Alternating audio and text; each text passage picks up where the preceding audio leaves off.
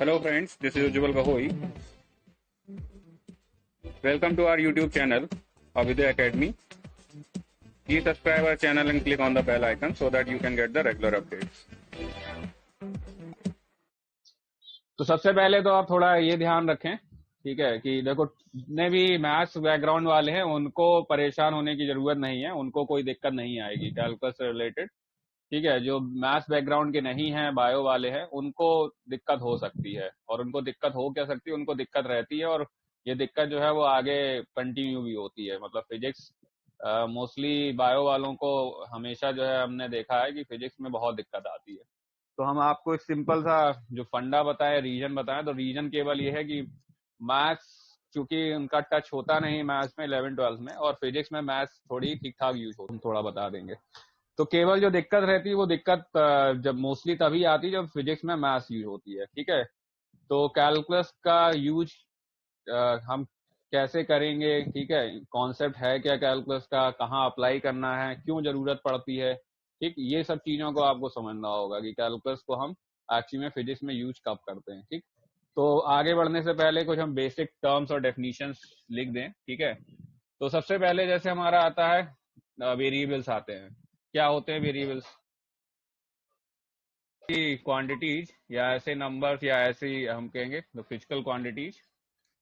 तो हम कहेंगे कि वो फिजिकल क्वांटिटी जो रैंडम वैल्यू ले सके या जो वेरी हो रही हो। ठीक है, वेरी का मतलब वो किसी भी टर्म में हो सकती है, किसी का भी फंक्शन हो सकती है। वेरिएबल्स की बात करें, जैसे हम कहें कि टाइम है, टाइम के साथ साथ वेरी कर रही है, मतलब अगर हम कहेंगे कि टाइम बढ़ता जा रहा है तो वो फिजिकल क्वांटिटी भी टाइम के अकॉर्डिंग बढ़ती चली जा रही है। ठीक है, जैसे अगर हम फिजिक्स में बात करें तो आपने इक्वेशन ऑफ मोशन में पढ़ा था, first equation of motion, accelerated uniformly accelerated motion में क्या थी फर्स्ट इक्वेशन ऑफ मोशन?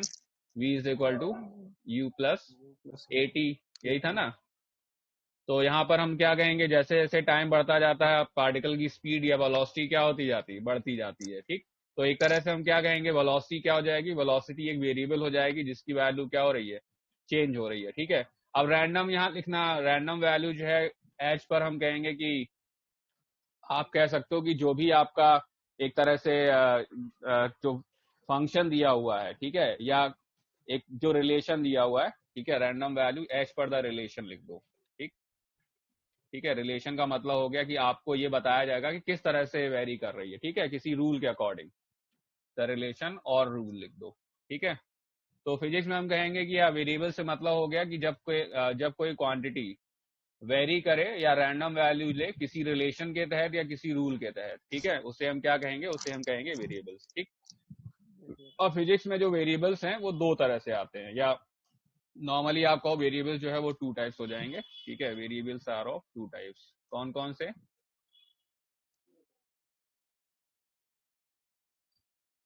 पहले हो जाएंगे आपके इंडिपेंडेंट वेरिएबल्स।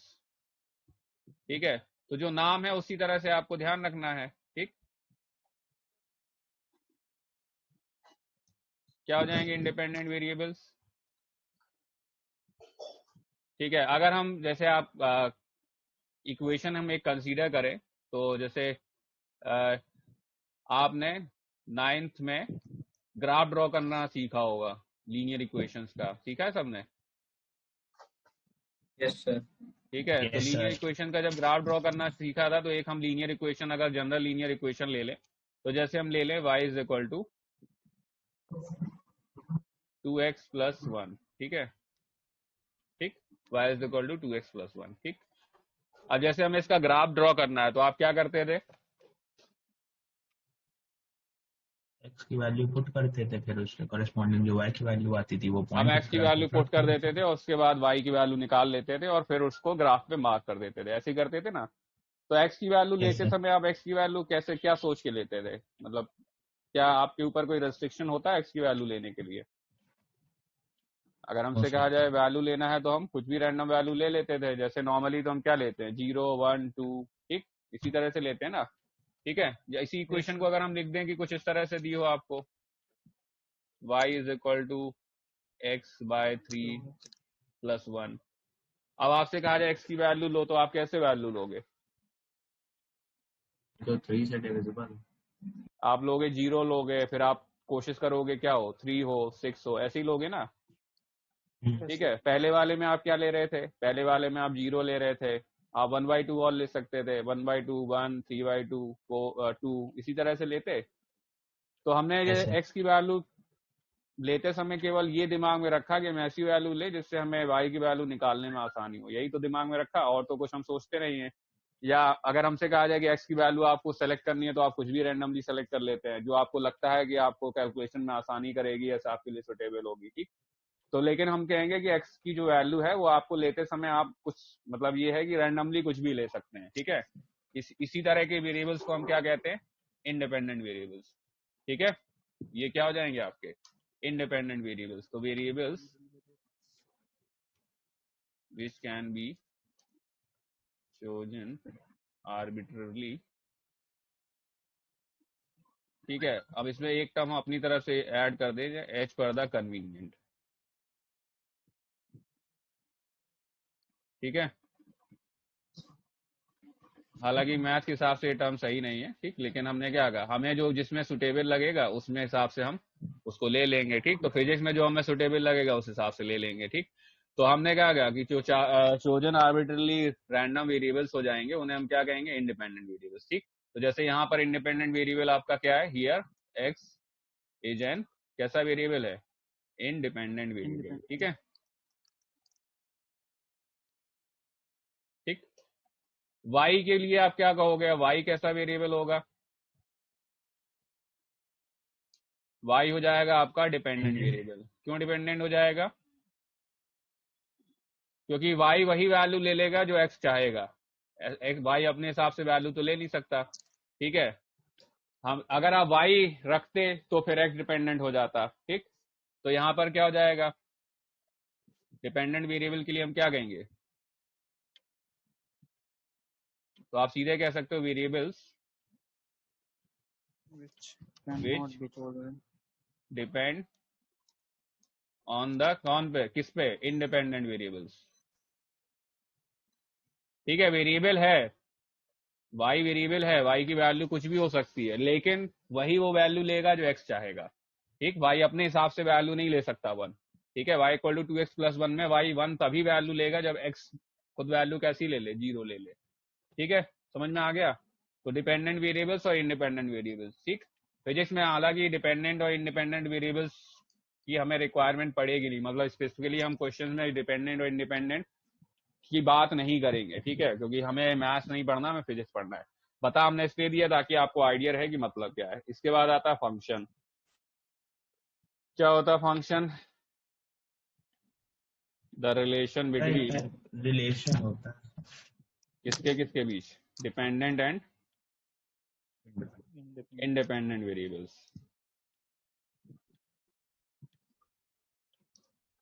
ठीक है। तो ये एक रिलेशन है, ठीक, जो डिपेंडेंट और इंडिपेंडेंट वेरिएबल्स का बीच का क्या है, रिलेशन है। तो जैसे y जो है वो x के साथ एक फंक्शन है, y और x का एक फंक्शन है, ठीक है। जो y है वो किस पे डिपेंड, वो कैसा है, इंडिपेंडेंट वेरिएबल, और x कैसा है, डिपेंडेंट वेरिएबल। तो आप y लिख सकते हो, जैसे हमने y is equal to 2x plus 1 लिखा है ना, इसको आप क्या लिख सकते हो, इसको आप fx is equal to 2x plus 1 भी लिख सकते हो, ठीक है। fx is equal to 2x plus 1, ठीक। fx का मतलब हो गया फंक्शन ऑफ x, ठीक है। तो y लिख सकते हो, fx लिख सकते हो। फंक्शन का मतलब रिलेशन से होता है, रिलेशन किस तरह, क्या रिलेशन, ठीक है। तो जैसे रियल लाइफ एग्जांपल में अगर हम रिलेट करें या बताएं, तो आपका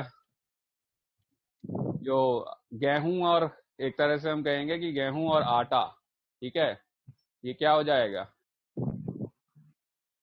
ये एक रिलेशन हो जाएगा, ठीक है। और किससे रिलेट किया जाएगा गेहूं और आटे को आपस में,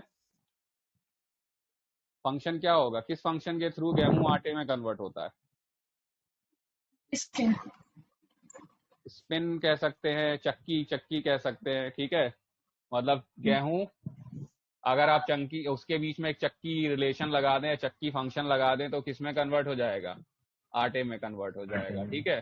तो गेहूं और आटे के बीच में एक फंक्शन या एक रिलेशन हो गया जो किससे, जो क्या है, जो चक्की है, ठीक। तो मतलब आप एक तरह से आप कहोगे कि फंक्शन का मतलब होता है आप उसमें कुछ इनपुट दोगे, आपको उस रिलेशन के थ्रू एक आउटपुट मिल जाएगा।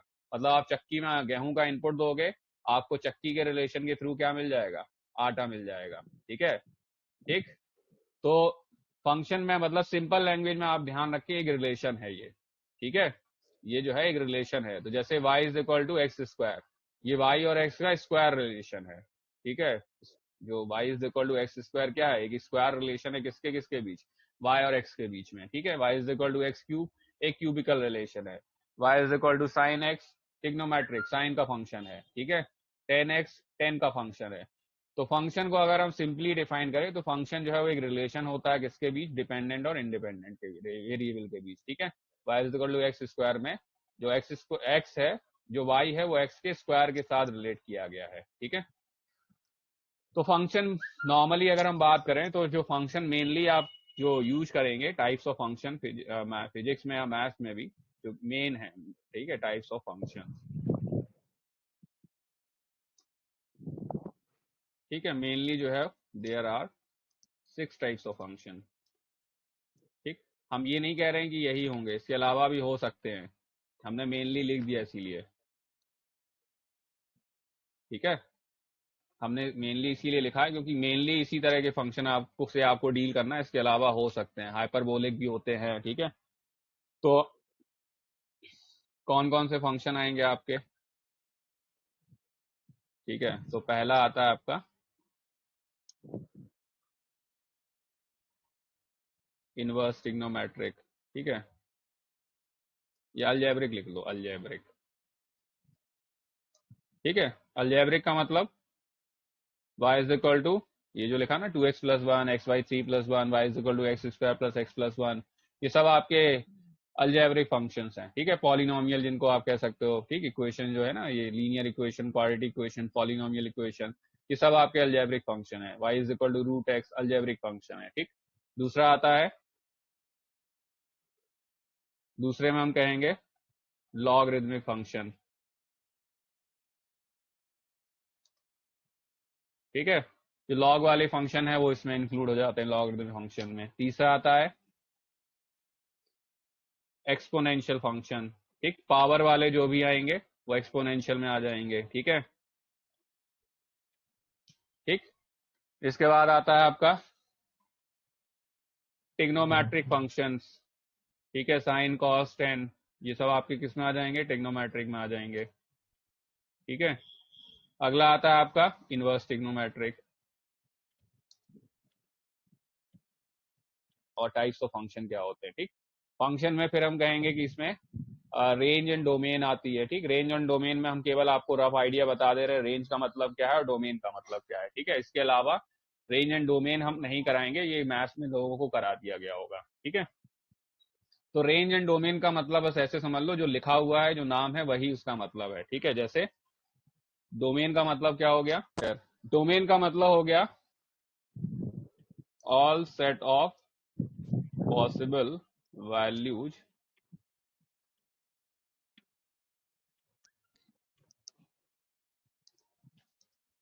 for which a function can be defined। ठीक है, मतलब आप वो ही केवल वैल्यू लेंगे जिसके लिए वो फंक्शन क्या होगा, डिफाइन होगा। वो सारे पॉइंट्स आपके किस में चले जाएंगे, डोमेन में चले जाएंगे। ठीक है, वो सारे हम सेट ऑफ वैल्यू नहीं ले सकते जिनके लिए वो फंक्शन डिफाइन ना हो। ठीक, एक एग्जांपल हम अगर बेसिक एग्जांपल लें, ठीक है, y is equal to square root of x। ठीक है, अब इसमें x आप क्या रख सकते हो, इसमें हम x क्या ले सकते हैं, इसमें हम x ले सकते हैं 0 ले सकते हैं। ठीक है, 1 ले सकते हैं। ठीक, 2 ले सकते हैं। ठीक है, -1 ले सकते हैं। ठीक है, -4 ले सकते हैं। ठीक है, ले सकते हैं। सर -1 ले सकते हैं, कॉम्प्लेक्स आ जाएगा ना भाई तो फिर। तो बताओ ले सकते हैं कि नहीं ले सकते हैं, -1 -4 नहीं ले सकते हैं। ठीक, नहीं ले सकते। ठीक है, तो क्या कहेंगे हम, केवल कौन से नंबर लेंगे, all set of positive value. ठीक, लेंगे। Yes sir.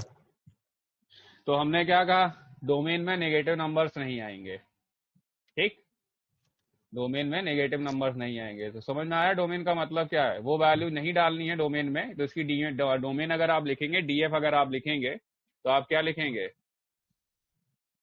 डीएफ से डिनोट करते हैं डोमेन को। तो डोमेन क्या हो जाएगा? ग्रेटर देन क्या? Greater than equal to 0। मतलब जो एक्स आप लिखेंगे वो क्या लिखेंगे? X greater than equal. Sir लेकिन हर y तो equal to under root x नहीं होगा ना। क्यों? तो ये तो मतलब एक इक्वेशन है ना, मतलब हर इक्वेशन थोड़ी ऐसी होगी। नहीं तो वाई एक्स की वैल्यू आप क्या क्या ले सकते हो?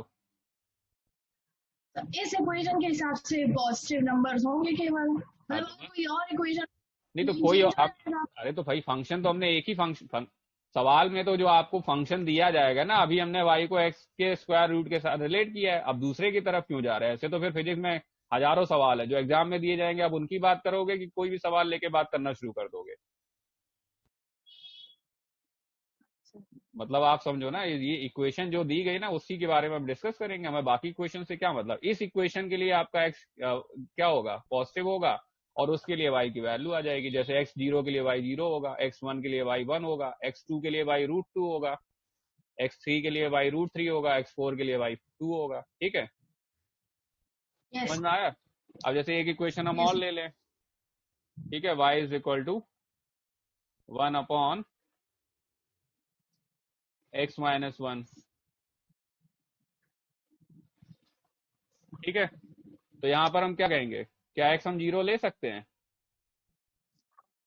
Yes sir. एक्स 0 ले सकते हैं? क्यों नहीं हाँ सॉरी, एक्स 0 ले सकते हैं। एक्स इक्वल टू 1 ले सकते हैं? सॉरी, नहीं सर। एक्स इक्वल टू 1 नहीं ले सकते। क्यों नहीं ले सकते? डिनोमिनेटर 0 नहीं हो सकता। क्योंकि डिनोमिनेटर 0 नहीं होता, वो अनडिफाइंड हो जाएगा। ठीक है, तो फिर यहाँ पर हम क्या कहेंगे? एक्स हम 1 नहीं ले पाएंगे। ठीक है, तो ये जो है वो अनडिफाइंड हो जाएगा। ठीक, समझ में आ गया? ठीक है, अब इसी में अगर हम रूट लगा दें, y is equal to root x minus 1 कर दें, तो इसकी डोमेन आप क्या लिखोगे? इसकी डोमेन हम लिखेंगे, डोमेन में क्या हो जाएगा?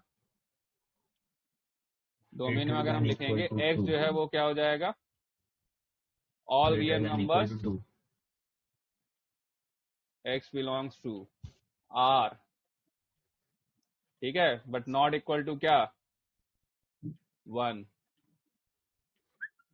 ठीक, ये डोमेन हो गई किसकी? x, मतलब y is equal to 1 upon x minus 1 की। ठीक है, समझ में आ गया? एक एग्जांपल और ले हम, y is equal to root x minus 1।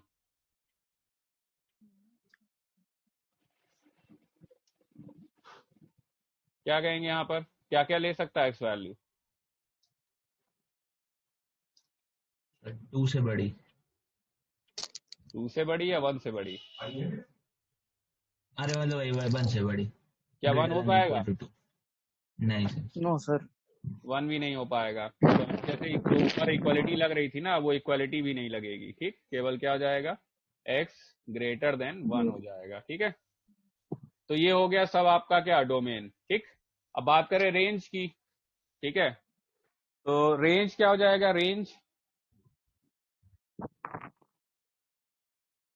हो जाएगा कि पर्टिकुलर डोमेन के लिए जो y है वो आपका कहां से कहां तक जा रहा है। ठीक है, y आपका जो वैल्यूज है वो कहां से कहां तक लेगा, इंटरवल हो जाए, जिसे हम कहेंगे इंटरवल ऑफ y। ठीक है, या रेंज ऑफ y। ठीक, तो हम कहेंगे all possible values of y can take in its domain. ठीक है, उसकी खुद की डोमेन में y जो भी वैल्यू ले सकता है उसे हम क्या कह देंगे? उसे हम रेंज कह देंगे। ठीक, जैसे अगर हम बात करें, साइन एक्स सबने पढ़ रखा होगा, पढ़ा है? y is equal to sine x, हाँ ना? साइन एक्स की वैल्यू क्या हो सकती है? 2 हो सकती है? नहीं सर। 2 नहीं हो सकती सर। 1.1? ना। नहीं sir. 0.5? Yes sir. Sir. Minus 0.5? Yes sir. Yes sir. तो हम क्या कहेंगे यहाँ पर? साइन एक्स कहाँ से कहाँ जा सकता है? -1 से 1 -1 तक। -1 से 1, तो आप कहोगे रेंज जो है वो कहाँ से कहाँ हो जाएगी? रेंज हो जाएगी -1 से 1 के बीच में। क्या -1 और 1 इंक्लूडेड होंगे? Yes yes sir. Sir. Yes sir. ठीक है, तो या तो आप लिख लो क्या इस तरह से, या आप लिख लो किस तरह से, -1, ठीक है, x और फिर उसके बाद 1।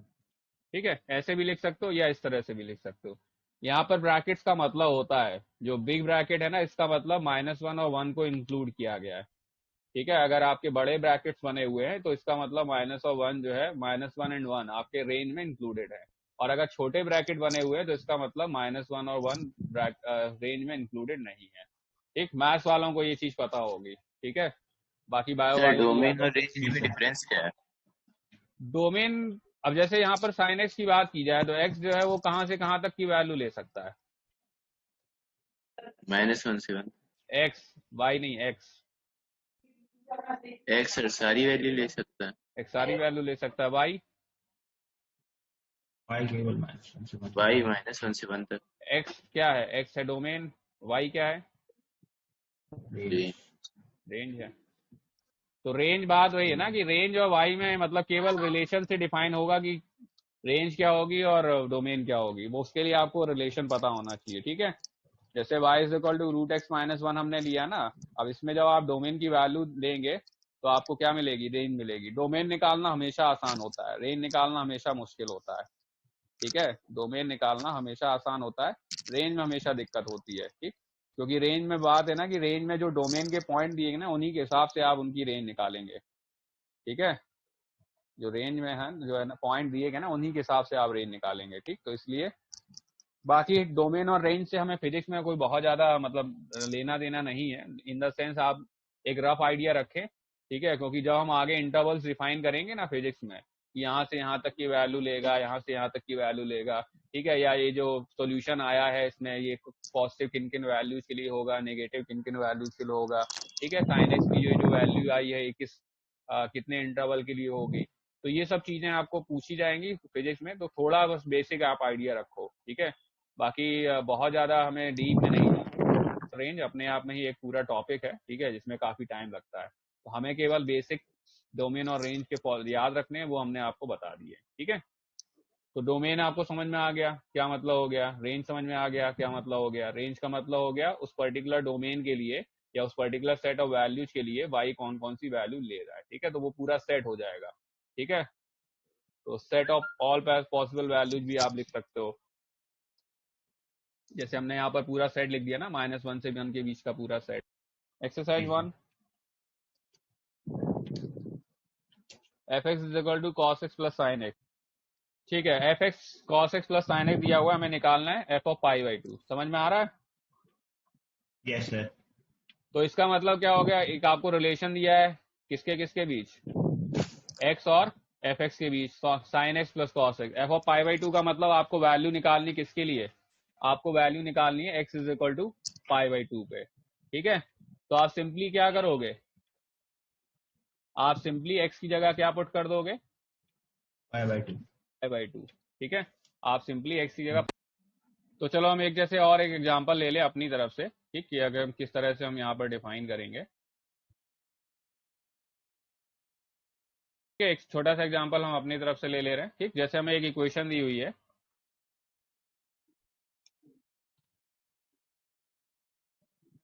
F x is equal to,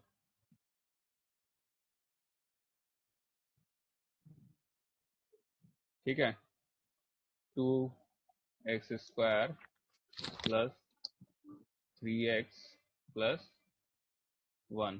ठीक, और आपसे पूछा जाए क्या, ठीक है, हमें कैलकुलेट करना है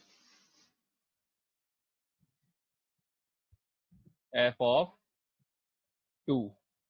क्या मतलब हुआ इसका,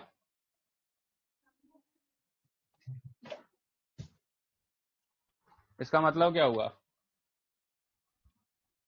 इसका मतलब हुआ कि एक्स की अरे जगह हम क्या पुट कर देंगे, 2। एक्स की जगह 2 पुट कर देंगे, कितना आएगा,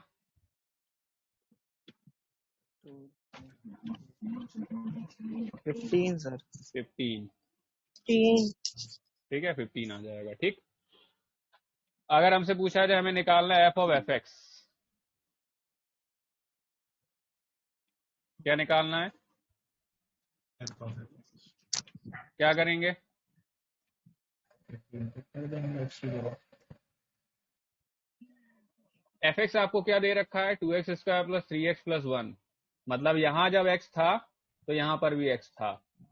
ठीक है, अब अंदर क्या आ गया है, अंदर आ गया है 2x square plus 3x plus 1 आ गया है। ठीक है, तो अब जहां जब पहले यहां x था, एफ के अंदर ब्रैकेट में है, तो इक्वेशन में भी हर जगह x था। अब एफ के अंदर ब्रैकेट में क्या आ गया है, अब एफ के अंदर ब्रैकेट में आ गया एफ एक्स, तो x की जगह क्या पुट कर देंगे, एफ एक्स। fx ठीक, अब हम कहेंगे एफ एक्स कितना था हमारा,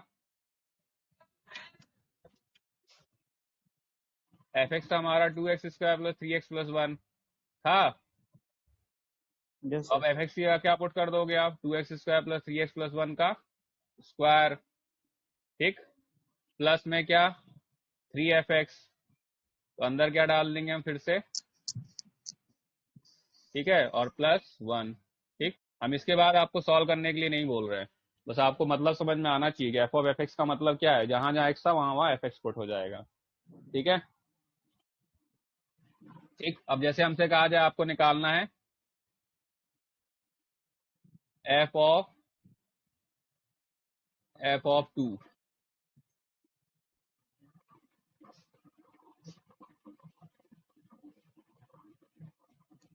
हमें निकालना है एफ ऑफ 2। कैसे निकालेंगे हम, पहले fx में सर 2 पुट कर देंगे, फिर जो वैल्यू आएगी उसको फिर से x की जगह पुट कर देंगे। पहले हम निकालेंगे एफ ऑफ 2 निकालेंगे, तो एफ ऑफ 2 हमने निकाला था, कितना आया था, 15 15 आया था। ठीक, पहले हम निकालेंगे एफ ऑफ 2, तो आ जाएगा 15। तो अब इसके अंदर में क्या आ जाएगा, एक तरह से हमें एफ ऑफ 2 का मतलब हो गया हमें क्या निकालना है, हमें एफ ऑफ 15 निकालना है। समझ में आया, यस सर मतलब एक्स की जगह क्या पुट करना है, 15 पुट करना है। 15 तो पुट करो, बताओ कितना आ रहा है, 196 15 का स्क्वायर 225 इंटू 2 450 प्लस 45 495 प्लस 1 496। 496। ठीक है, तो ये हो गया आपका एफ ऑफ 15। अगला एग्जांपल हम एक और दे रहे हैं, चीट का ही है, क्वेश्चन नंबर 2। तो हाँ, क्वेश्चन नंबर 2 का आंसर 47। 47 7। ठीक है 47। क्वेश्चन नंबर 3, अब इसमें लॉग की एक प्रॉपर्टी यूज होगी, तो अगर बताओ कहो तो हम बता दें, नहीं तो बताओ तो छोड़ दें। सर आंसर सी है। हाँ आंसर सी है, हम लॉग की प्रॉपर्टी की बात कर रहे हैं, पता है लॉग की प्रॉपर्टी। यस सर सी हाँ सर पता है। पता है। ठीक है, लॉग नहीं पता है तो लोग सुन लो भैया, log x to the power n जो है वो एन लॉग एक्स हो जाता है। Log x to the power n is equal to n log x.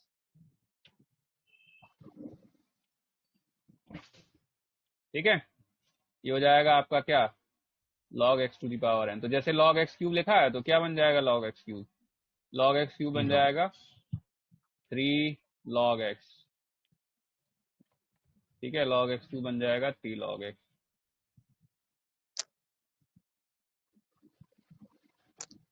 ठीक है, अब इसके बाद क्या करेंगे हम, तो जी एक्स हमारा क्या था, जी एक्स था लॉग एक्स, तो ये जाएगा 3gx। और लॉग एक्स क्यूब तुम्हारा क्या था एफ एक्स, तो एफ एक्स इक्वल टू क्या जाएगा 3gx।